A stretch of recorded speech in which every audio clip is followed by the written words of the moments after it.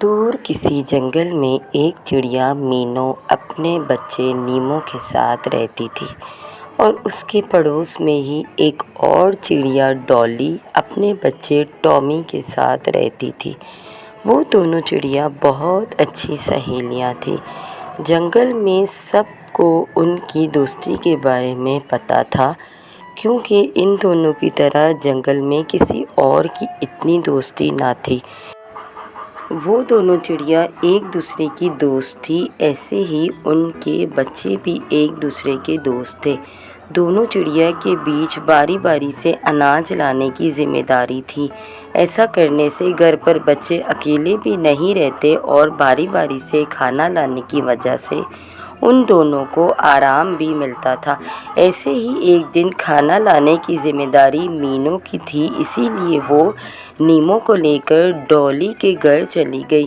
مینو نے ڈولی کے گھر کا دروازہ کھٹکھٹایا۔ ڈولی نے دروازہ کھولتے ہی دونوں کا حال پوچھا اور نیمو کو ٹامی سے کھیلنے کے لیے اندر بھیج دیا، اور مینو سے بولی، "بتاؤ کیسے آنا ہوا؟"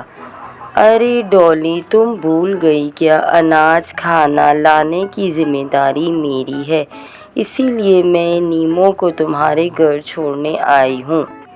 "ارے ہاں، میں تو بھول گئی، گھر کے کاموں کے چکر میں مجھے یاد ہی نہیں رہا۔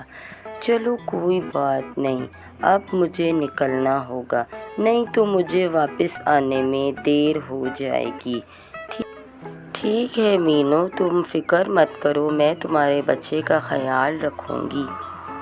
مینو کھانے کی تلاش میں نکل جاتی ہے اور ایک جگہ پر پہنچ کر سوچتی ہے، "ڈولی نے تو کہا تھا یہاں پر تو بہت سارے اناج کے کھیت ہیں، لیکن یہاں تو کچھ بھی نہیں ہے۔ اب کیا کرنا چاہیے؟ چلو ذرا اور آگے نکل کر دیکھتی ہوں، شاید مجھے اناج کے کھیت مل جائے۔" اور وہ اڑتے اڑتے یہاں آ گئی۔ "یہ تو بڑے پرندوں کا علاقہ ہے، یہاں مجھے خطرہ ہوگا، اب مجھے واپسی لینی چاہیے، اور اگر میں ابھی نہیں نکلی تو مجھے بہت دیر ہو جائے گی۔ بچاؤ! بچاؤ! کوئی مجھے بچاؤ! پاپا آپ کہاں ہیں؟ ارے یہ کس کی آواز ہے؟ مجھے جا کر دیکھنا ہوگا کہ کہیں کوئی مصیبت میں تو نہیں۔ یہ آواز تو اس پیڑ سے آ رہی ہے۔ یہ بچہ تو بہت موٹا تازہ دکھ رہا ہے، اسے کھا کر تو 2-3 دن تک میں بنا کچھ کھائے رہ سکتا ہوں۔"